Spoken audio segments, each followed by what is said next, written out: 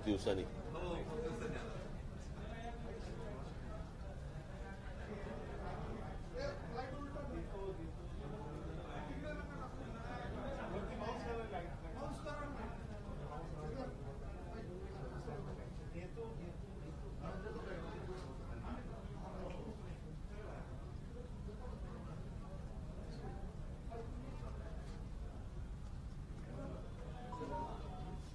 इथे या हॉलमध्ये कोणी नकोय मला. बघा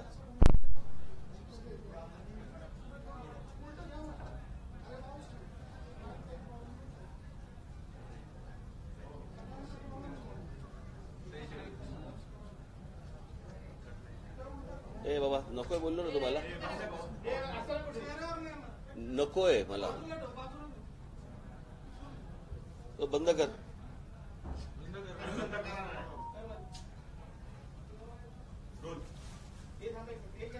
मी ऍक्टिंग करतोच वाटतंय मला.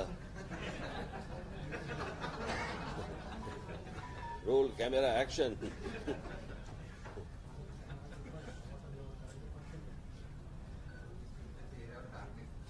अरे यो आवाज आल्याशी मतलब ना.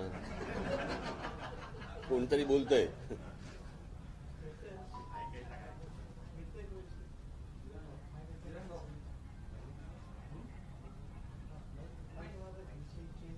लोकसभा निवडणुकीच्या पार्श्वभूमीवर सर्वत्र वातावरण आहे. अशात आपला दौरा आहे नाशिकचा. लोकसभाच्या दृष्टीने काही चर्चा झाली का पदाधिकाऱ्यांशी काल बैठक झाली? हो अर्थात झाली. आता माझ्याकडे नगर जिल्ह्यात माझ्या शिर्डी मतदारसंघामधनं पण लोक आले होते. त्यांच्याशी बोलत होतो. सगळ्या ठिकाणी सुरू आहे चाचपणी. फायनल निर्णय काय घ्यायचा अजून वेळ आहे त्याला. तर बघू कधी घ्यायचं. तर काय वाटतं? मागच्या लोकसभा निवडणुकीत तुम्ही लावरी व्हिडिओने पूर्ण धमाल केली होती आणि त्यावेळेस लोकांची अशी अपेक्षा होती की मनसेचे उमेदवार रिंगणात असते तर आम्ही नक्कीच मतदान केलं असतं, असा एक सूर व्यक्त झाला. अच्छा या पार्श्वभूमीवर यावेळेस पण मी गेल्या महानगरपालिकेला लावले नव्हते व्हिडिओ. लोकसभेला म्हटलं नाही महानगरपालिका नाशिकची जो झाली ना तेव्हा नव्हते लावले व्हिडिओ मी.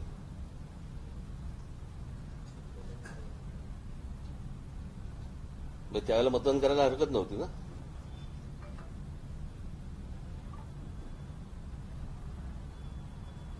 त्यावेळेस स्थानिक पातळीवरची संघटना आणि बऱ्याच गोष्टी होत्या. ठीक आहे बोला. आपण शिर्डीचे पदाधिकारी येऊन गेला तुम्हाला नाशिक शिर्डीबद्दल महाराष्ट्रात आपण काय महाराष्ट्रात ते कसं आहे प्रत्येक ठिकाणी आता निवडणूक लढवावी प्रत्येक मतदारसंघामधनं अशी पक्षातर्फे लोक सांगतायत. आता गेले साधारणपणे एक 2-2.5 महिने झाले असतील साधारणपणे आमची लोक बऱ्याच मतदारसंघांमध्ये जाऊन येत आहेत, माहिती देत आहेत आणि कुठे निवडणुका लढवल्या पाहिजेत, नाही लढवल्या पाहिजेत, काय का लढवल्या पाहिजेत, का नाही लढवल्या पाहिजेत. तर मला असं वाटतं की जरा थोडंसं प्रत्येक राजकीय पक्ष करत असतो आणि त्या सगळ्या गोष्टींचं उत्तर यायला वेळ लागतो. ज्यांच्या हातात केंद्राची राज्याची सत्ता आहे तेही जर समजा चाचपणी करत असतील तर मला असं वाटतं आम्हाला तर केलीच पाहिजे.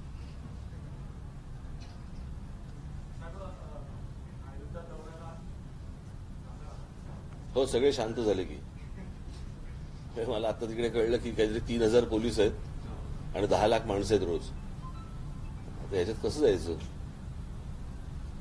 बरं ती मूर्ती साधारणपणे काळी अशी कधी ती मूर्ती केलेली आहे बरोबर ना. सगळ्यांनी पाहिजे तोपर्यंत काळाराम मंदिर आहे आपलं जाऊन येईपर्यंत. पण एवढ्यात जाईन असं वाटत नाही मला. तिकडचं जरा सगळं सुस्थितीत येऊ देत. जाणार ना मी अनेकदा तुम्हाला न सांगताही गेलोय.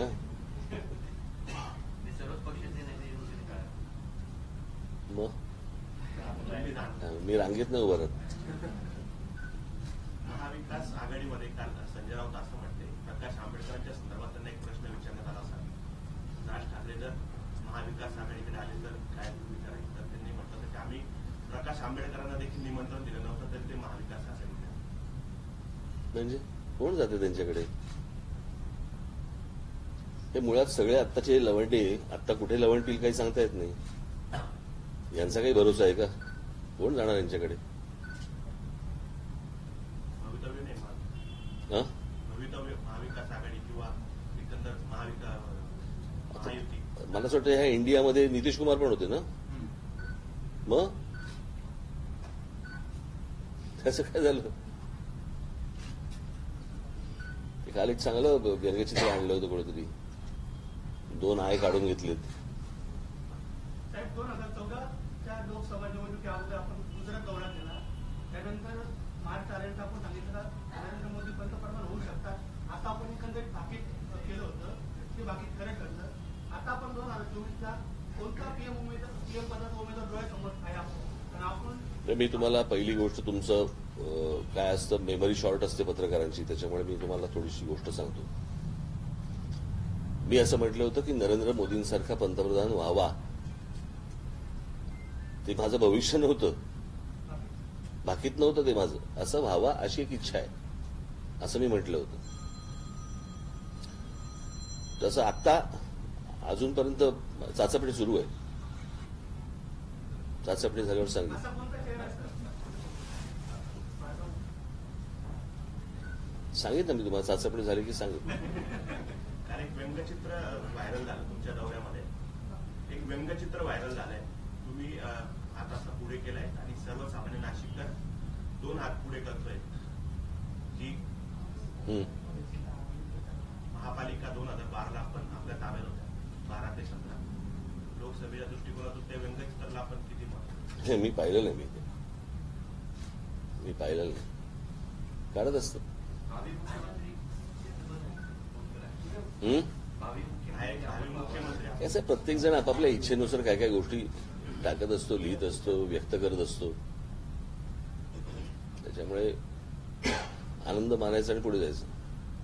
खरं तर आता माझ्याकडे तुमच्याशी काही तुम्हाला सॉलिड काही कॉन्क्रीट देणार का काही नाही आता. आणि कॉन्क्रीट काही मी द्यावं असे प्रश्नही तुमच्याकडे काही नाही आहेत. साहेब राजसाहेब, तुम्ही मराठी पाट्यांचा मुद्दा हा महाराष्ट्रभर उचललेला आहे. त्याची अंमलबजावणी पण आपण पाहू शकतो. मात्र महाराष्ट्रातील मराठी शाळा आता बंद होऊ लागली आहे. शहापूरमध्ये पटसंख्या नसल्यामुळे बंद झाली. हे तू लाईट वगैरे मारू दो. दौंडमध्ये देखील मराठी शाळा बंद होते. हळूहळू मराठी शाळा कुठेतरी बंद होत आहेत. यासाठी काही मनसे पुढाकार घेणार आहे? मी मागे एकदा शासनाला सांगितलं होतं, अनेक मराठी शाळांच्या मी लोकांनाही सांगितलं होतं की ती काय थोडंसं सेमी इंग्लिश केल्याशिवाय ह्या शाळा चालणार नाहीत. प्रत्येकाला असं वाटतं की माझा मुलगा माझी मुलगी इंग्रजी शाळेमध्ये जावं, त्याला इंग्रजी यावं, आमच्या वेळेला नव्हतं, ते माझ्या मुलांना मिळावं. अशा अनेक गोष्टी याच्यामध्ये असतात आणि त्या वैयक्तिक असतात. त्याच्यामध्ये काही सामाजिक किंवा असं काही नसतं. तर ज्या मराठी शाळा, म्हणजे आता आमच्याकडे बालमन विद्या मंदिर आमची जी शाळा आहे, त्या बालमन विद्या मंदिरमध्ये जी मराठी मीडियम आहे ती आता सेमी इंग्लिश केली.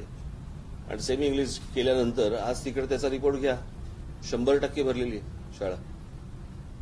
पण साहेब दौंडमध्ये जे आहे ते मराठी शाळा बंद करून इंग्रजी शाळा सुरू करण्याचं घाट घातलं जातं. कोण बोलतंय? दौंडमध्ये. अच्छा, तू बोलतो. हा, नाही मला आता दौंडचं मला माहिती नाही, कळलं का? पण मी ईडीच्या ज्या कारवाया आहेत महाराष्ट्रात होत होत्या, आता जेडीयूचं सरकार जे पडलं म्हणजे भाजपमध्ये गेले, लालू प्रसाद यादवच्या कुटुंबियावर पण अटक सत्र वगैरे अशी कारवाई सुरू आहे. शिबू सोरेनचे पुत्र मुख्यमंत्री जे होते हेमंत सोरेन यांना पण अटक झालेली आहे. एकंदरीत ह्या संपूर्ण नाही, मला असं वाटतं ह्या प्रकारच्या ह्या ज्या कारवाया सुरू आहेत, हे सगळं अशा प्रकारचं राजकारण हे भविष्यात भारतीय जनता पक्षालाही परवडणार नाही. मी मागे म्हटलं होतं तसं की सत्तेचा अमरपट्टा घेऊन कोणीच आलेलं नसतं. उद्या ज्यावेळेला सत्ता बदल होईल त्यावेळेला ज्यावेळेला दामदुमटीने ज्यावेळेला अंगावरती हे येतील दुसरे, तेव्हा काय कराल? मला असं वाटतं जे काय आता भारतात जे चालू आहे हे काही हे ईडी आणि हे असल्या प्रकारे गोष्टी ज्या चालवणं आहे. कसं आहे, मग इंदिरा गांधींच्या काळामध्ये नाही का झाल्या, अरे त्यांनी केलं म्हणून तुम्ही करायचं म्हणून तिसऱ्यांनी करायचं, असं होत नसतं ना. आपण मागे पण म्हटलं होतं की मतदारांना गृहीत धरू नका, म्हणजे महाराष्ट्रामध्ये जे झालं तसंच बिहारमध्ये 2020 पासून आतापर्यंत तिसऱ्यांदा नितीश कुमार यांनी मुख्यमंत्री पदाची शपथ घेतली. तिथेही मतदारांना गृहीत धरण्यासारखाच प्रकार वाटतो. नाही, पण मला मतदारांनी या बाबतीत मला असं निर्णय घेणं गरजेचं आहे.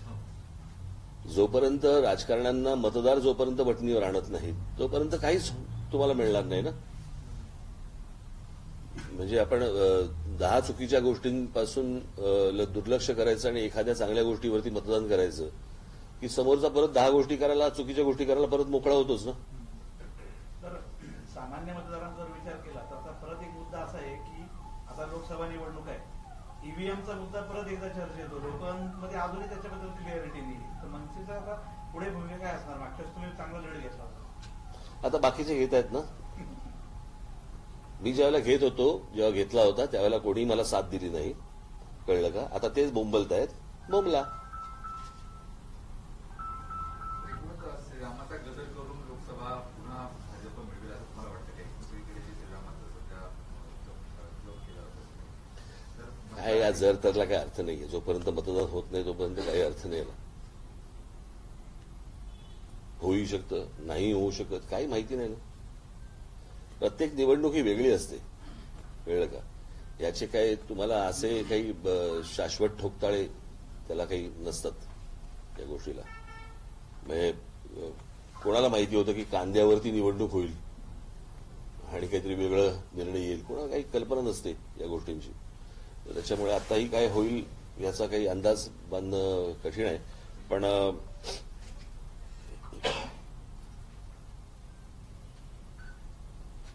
जे मोठ्या प्रमाणावरती जे मतदान होतं, आज सकाळीच मी कोणाशी तरी बोलत होतो की ते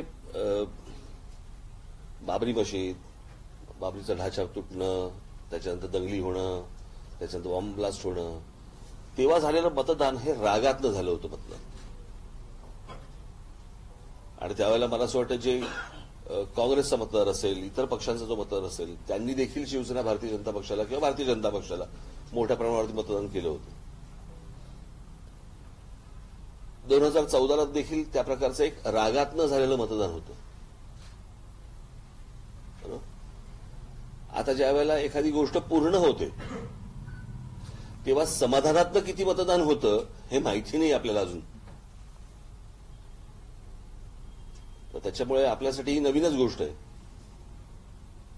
की आजपर्यंत प्रश्नांवरती निवडणुका झाल्या, उत्तरावरती निवडणूक होणारी पहिलीच निवडणूक असेल मला असं वाटतं एखाद्या विषयात. त्याच्यामुळे त्याचं मतदान कसं होईल, काय होईल, प्रत्येकजण कसा घेतोय. प्रश्न असा आहे की राम मंदिर झाल्याचा आनंद मला आहे, पण मी काही भारतीय जनता पक्षाचा मतदार नव्हे, असेही आहेत. मला अजूनही आठवते 95 सालची गोष्ट असेल, 95 विधानसभेची गोष्ट. महाराष्ट्रामधल्या अनेक काँग्रेसच्या लोकांनी, मतदारांनी शिवसेना, भारतीय जनता पक्षाला मतदान केलं होतं दंगल आणि बॉम्बब्लास्टच्या पार्श्वभूमीवरती. पण तेच मतदान 96ला राहील, 97ला राहील, 98ला राहील असं काही नसतं. मागच्या काही दिवसांपासून आरक्षणाच्या मुद्द्यावरती ओबीसी नेते विरुद्ध मराठा नेते अशी परिस्थिती निर्माण झालेली आहे. हे सगळं आरक्षणाचा मुद्दा हाताळण्यामध्ये गव्हर्नमेंटचं अपयश आहे किंवा या मुद्द्याकडे आपण कसं बघता? माझं मत मी मांडलं की त्याशी सगळ्या त्यांच्या मागण्या होत्या त्या सगळ्या मान्य झालेल्या आहेत. एक छोटीशी मागणी होती आरक्षणाची, ती फक्त बाकी आहे.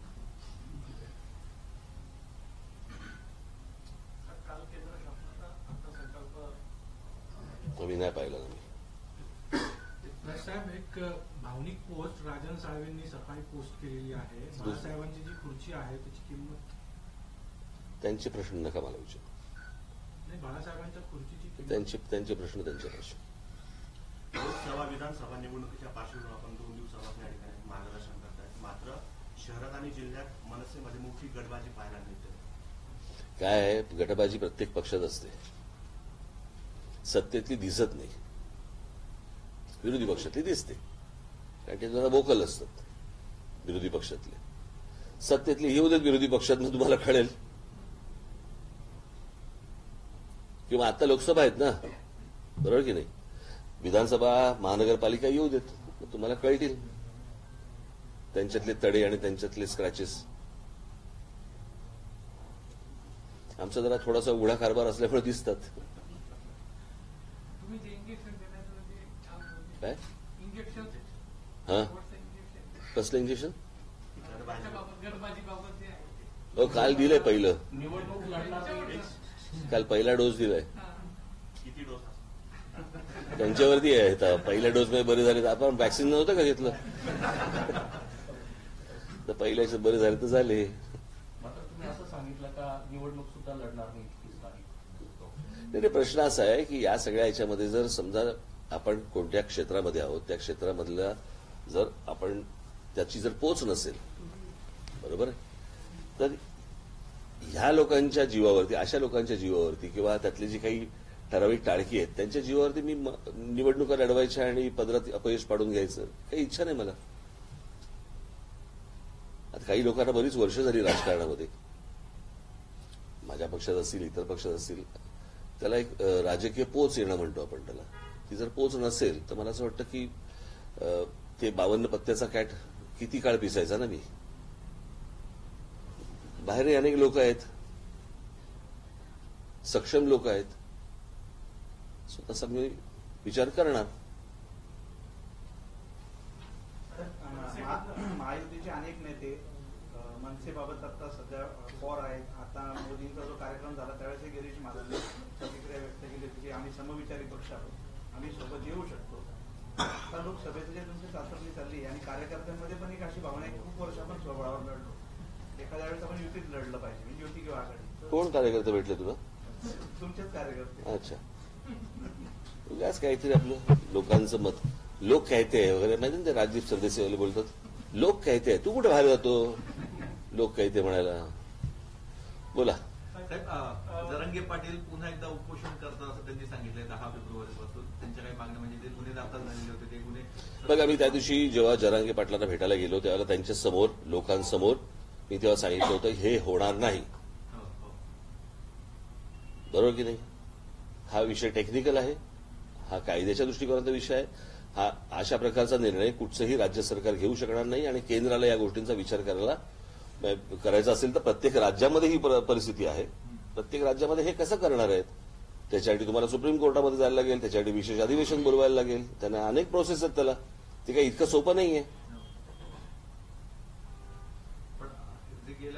मला असं वाटतं मराठा समाजातल्या माझ्या बांधवांनी, भगिनींनी मला असं वाटतं या गोष्टींचा विचार केला पाहिजे. मागे एकदा तुम्हाला सगळ्यांना तापवले, तुम्ही मोर्चे काढले, सगळेजण तुम्ही आलात, मुंबईमध्ये आलात, सगळ्या ठिकाणी मोर्चे काढले. हे परत आता दुसऱ्यांदा झालं, बरोबर आहे. वस्तुस्थिती आपण तपासून पाहणार आहोत की नाही पाहणार आहोत, की कोणाचा तरी राजकीय अजेंडा आहे आणि त्याच्या खाली तुम्हाला सगळ्यांना मोर्चे म्हणून घेऊन जात आहेत. एकदा मला असं वाटतं प्रत्येक समाजाने पाहिलं पाहिजे. असा काही संशय वाटतं तुम्हाला? नाही, मला सांगा ना, त्या दिवशी मुख्यमंत्र्यांची भेट झाली आणि बाहेर पडले, विजयोत्सव साजरा झाला, काय विजय मिळाला? कोणता विजय एकदा कळू तर देत. जो मराठा बांधव भगिनी जे गेली असतील तिथे मोर्चाला, त्यांना कळलं का काही काय झालं नेमकं? आणि जर झालेलं नाहीये त्याच्यामध्ये जर समजा तुम्ही आनंद व्यक्त करत होता तर आता परत उपोषणाला कशाला बसताय? झालंय ना ती गोष्ट तुमच्या मते, मग परत उपोषण कशासाठी?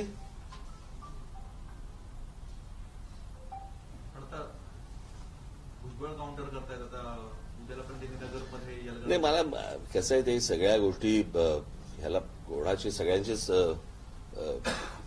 काय म्हणू आपण त्याला इंटरेस्ट आहेत आणि आतून वेगवेगळ्या लोकांचे पाठिंबे आहेत. तुम्हालाही माहिती आहे या सगळ्या गोष्टी काय आहेत. त्या बोलण्यातही काही पॉईंट नाही, कारण ती तुम्हाला काही उघड गोष्ट नाही आहे ती तशी, पण म्हटलं तर उघड गोष्ट आहे.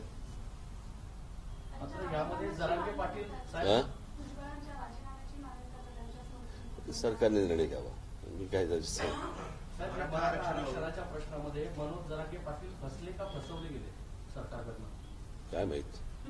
त्यांनी आनंद उत्सव देखील साजरा केला, उपोषणाला. हे बघा, प्रश्न असा आहे, मी एखादी गोष्ट बोलतो ती सुरुवातीला तुम्हाला कडवट वाटते, परंतु तेच सत्य असतं. राज्यात आपण टोलचं आंदोलन केलं, त्यानंतर राज्य सरकारचा जो टोल होता तो बंद झाला. आता राष्ट्रीय महामार्ग प्राधिकरण आणि MSRTC यांचे टोल. मी तुम्हाला पहिली गोष्ट तुम्हाला जरा टोलच्या बाबतीत परत एकदा सांगतो, माझा टोलला विरोध नाही, कळलं का? माझा जो टोल वसुलीवरती जो कॅश घेतली जाते, किती गाड्या पास होत आहेत, किती नेमका टोल वसूल होतोय, तुम्ही किती पैसे सरकारला भरलेत आणि किती पैसे तुमच्या खिशामध्ये येत आहेत या कोणत्याही गोष्टींसाठी त्याला ट्रान्सपरन्सी नाही. टोल हा जगभर असतो, पण हीच गोष्ट मी अनेकदा माझ्या भाषणांमधून पण सांगितलेली, विषय टोल नाहीये, विषय टोल वसुली आहे. समजा एक रस्ता आहे, हा रस्ता तुम्हाला काय मुंबई पुणे एक्सप्रेस हायवे पकडूया. मुंबई पुणे एक्सप्रेस हायवेचे पैसे भरून झालेत की नाही झालेत? आपण येता जाता आपण टोल भरतो बरोबर. आता सुरू होऊन किती वर्ष झाली मला सांगा. मग एवढ्या काळामध्ये मुंबई पुणे एक्सप्रेस हायवेचे पैसे नाही वसूल झाले.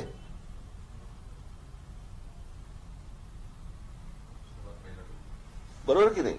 मग या सगळ्या गोष्टींची उत्तर मिळणार की नाही मिळणार. मी आता उद्या सकाळी मुख्यमंत्र्यांना भेटणार आहे आणि त्यांच्यासाठी मी पुढच्या आठवड्यामध्ये मी आमचं हे ठेवणार आहे, काय ते जे आम्ही आत्ता नाही का सगळ्या मुंबईच्या सगळ्या टोल नाक्यांवरती शूटिंग केलं, त्याच्यात जे आकडेवारी ज्या सगळ्या गोष्टी आहेत त्या सगळ्या ठेवणार आहेत त्यांच्यासमोर.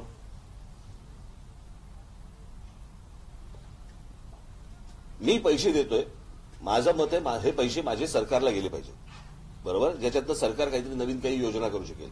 पण मी पैसे देतोय ते कुठच्या तरी टोलवाल्याच्या खिशात जात आहेत. हे तुम्हाला आवडणारी गोष्ट आहे का? किंवा त्या टोलवाल्याला दिल्यावरती त्याचं परिवर्तन त्या पैशाचं हे कुठच्या तरी राजकीय पक्षाच्या फंडामध्ये होणार असेल तर ते तुम्हाला आवडणार आहे का? ती जर ट्रान्सपरन्सी नसेल तर त्याला विरोध नाही केला पाहिजे. बरं, त्याच्यानंतर तुम्ही जे टोलसाठी म्हणून ज्या गोष्टी सांगितलेल्या की आम्ही अँब्युलन्स सेवा देऊ, आम्ही तिथे फर्स्ट एड सेंटर उभं करू, आम्ही तिकडे काय काय तुमच्या गाड्या बिघडल्या तर क्रेन्स आणू, खड्डे तिकडे. अहो, टोलवरून पुढे गेल्यावर जर खड्डे असतील, मी टोल कशासाठी दिले मला एकदा कळू तर देत. खड्डेवाल्या रस्त्यांसाठी. मग कोकणाचा रस्ता पूर्ण नाहीये, पण कोकणामध्ये एक ठिकाणी टोल लावला म्हणजे काय?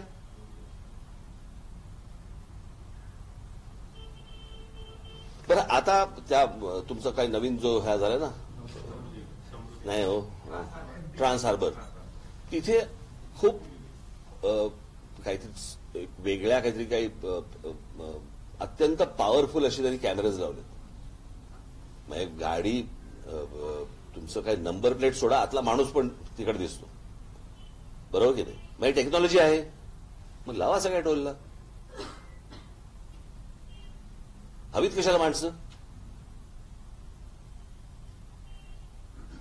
मग एवढं इतकी वर्ष चालून देखील याच्यामध्ये काहीतरी काळबेरं आहे ते आपल्याला लक्षात येते की नाही? तुम्हाला राज्य चालवायचंय, तुम्हाला राज्य चालवायचं असेल, शहर चालवायचं असेल, तुम्हाला रेव्हेन्यू लागतो. रेव्हेन्यू तुम्ही वेगवेगळ्या मार्गाने तुम्ही घेत असता, पण तो रेव्हेन्यू हा राज्य सरकारच्या खिशात किती जातोय आणि एका खासगी माणसाच्या खिशात किती जातोय हे पाहिलं पाहिजे की नाही, तपासलं पाहिजे की नाही. तुम्ही म्हटलं पक्ष निधीसाठी पण जातोय, असा काही पक्ष एखादा समोर आलाय का किंवा असं आपल्या अनेक पक्ष आहेत, अनेक पक्ष आहेत. तुम्हाला काय वाटतं मला ऑफर्स नाही आल्या?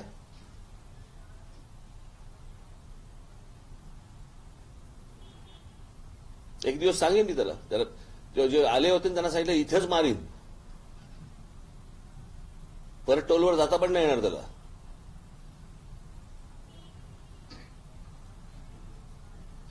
गुजरातला सदावर्तन असं म्हणणं आहे की राज ठाकरे यांनी मराठा आरक्षणावर बोलू नये, त्यांनी फक्त टोलवर बोलावं.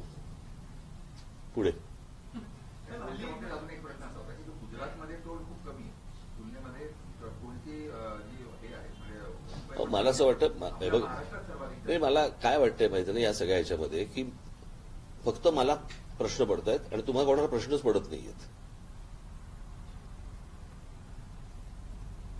मला असं वाटतं की एक पत्रकार म्हणून तुमची एक जबाबदारी म्हणून तुम्ही या गोष्टी का नाही बघत आहात?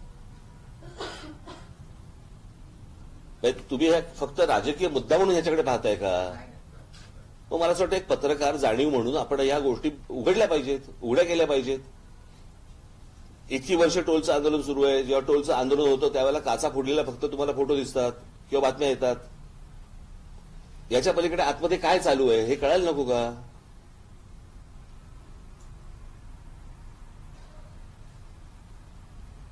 मला असं वाटतं प्रत्येकाच्या जाणीवा जागा असतील ते प्रश्न सुटतील.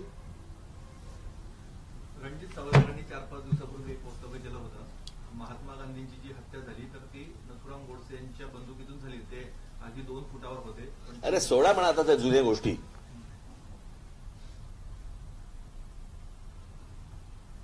कळलं का?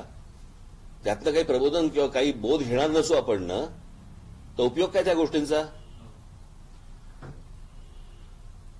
यांनी त्या गोडसेंवरती बोलायचं, मग त्यांनी जवाहरलाल नेहरूंवरती बोलायचं, इंदिरा गांधींवरती बोलायचं, किती काळ सहन करायचं? काय काय ऐकायचं आम्ही? कामं करा ना त्यापेक्षा.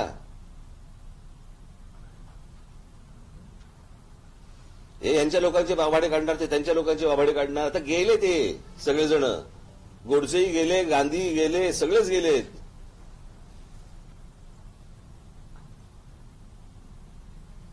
आत्ताच्या प्रश्नांवरती कोणी बोलायला तयार नाहीयेत. महागाईवर कोणी बोलायला तयार नाहीये. पेट्रोल आणि डिझेलच्या सेसवरती कोणी बोलायला तयार नाहीयेत. महाराष्ट्रामध्ये मराठी माणसाला घरं नाकारली जातात त्याच्यावरती कोणी बोलायला तयार नाहीये. आत्ताच्या लोकांना भेडसावणाऱ्या प्रश्नावरती तुम्हाला बोलायला वेळ नाहीये. माणसं जी गेलेली आहेत त्यांच्यावर तुम्हाला बोलायचंय. काय लागणार आहे हाताला तुमच्या? इन्क्वायरी करा असं म्हणतात. कसली इन्क्वायरी? आणि कोण करणार? कोणाला गांधीजींना बोलवणार? त्या गोडसेला बोलवणार परत?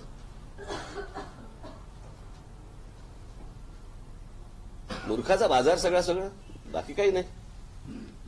उद्या त्या रणजित सावरकरांना जाऊन सांगा, राज ठाकरे तुम्हाला मूर्ख म्हणाले का? अजून सुरू करा. आपल्याला काय जाते यायला 24 तास दाखवायचं तर आहे. साहेब, तुम्ही टोलचा वारंवार प्रश्न केल्यामुळे सामान्य नागरिकांचं कोण पहिलं तू ते सांग. पत्रकार कुठला? मी दक्ष पोलीस न्यूजला काम करतो. आपण पहिले मूळ आपण बघू. नाही, सामान्याचाच प्रश्न घेतला तुम्ही. नाही आता हे यांच्याशी बोलू मला. पंतप्रधान नरेंद्र मोदी यांचे महाराष्ट्रभर आता दौरे सुरू झालेले आहे. नाशिक झालं, मुंबई झालं, पुन्हा आता पुण्याला पण येत आहे. कोल्हापूर त्या भागात सतत हे दौरे वाढत आहे इलेक्शनमुळे. काय बोलता काय? इलेक्शनमुळे असेल? खरं निवडणूक आहे त्यामुळे बोलतो. लक्षातच नाही आला हा विषय. काय प्रश्न आहेत? मनसेनी महाविद्यालयीन विद्यार्थी किंवा बेरोजगार असतील यांच्यासाठी रोजगार मिळाले किंवा स्पर्धा परीक्षांचं मार्गदर्शन करण्याचे अनेक उपक्रम राबवले. तर मनसेला हा जर आपल्या जवळ करण्यासाठी या पुढील काळामध्ये कुठल्याही उपक्रम किंवा योजना आहे? खूप योजना आमची लोक करत असतात, राबवत असतात. परंतु वाईट वाटून घेऊ नका. या काळात थोडंसं नाही, या काळाचा आणि त्या काळाचा विषय नाहीये. प्रश्न असा आहे ना की त्याला किती फुटेज द्यायचं आणि ज्याच्यातनं फक्त आग लागेल अशा गोष्टींना किती फुटेज द्यायचं. आपण जरा थोडंसं ते पण तपासलं पाहिजे ना, बरोबर की नाही? वाईट बातमीला जेवढं महत्व आहे तेवढं चांगल्या बातमीला नाही आहे. कार्यक्रम सगळ्या ठिकाणी सुरू असतात. मी तुम्हाला यादी पाठवून देतो आणि त्याच्यानंतर तुम्ही मला सांगा की या कार्यक्रमाची दखल घेतली गेली का.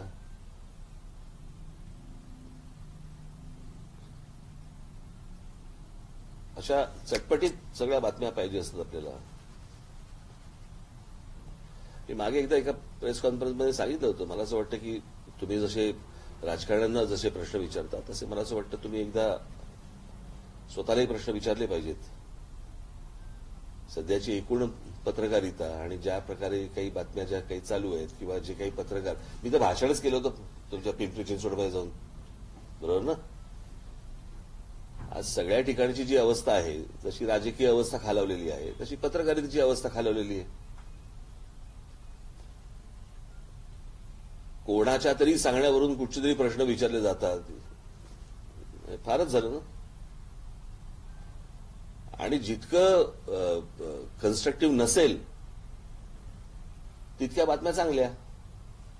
मूळ मुद्द्याला हातच लावायचा नाही, मूळ विषयानं हातच लावायचे नाहीत.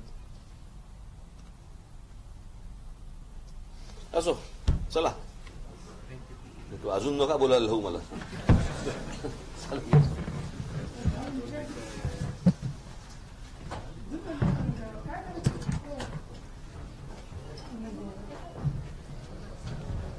हे बाबू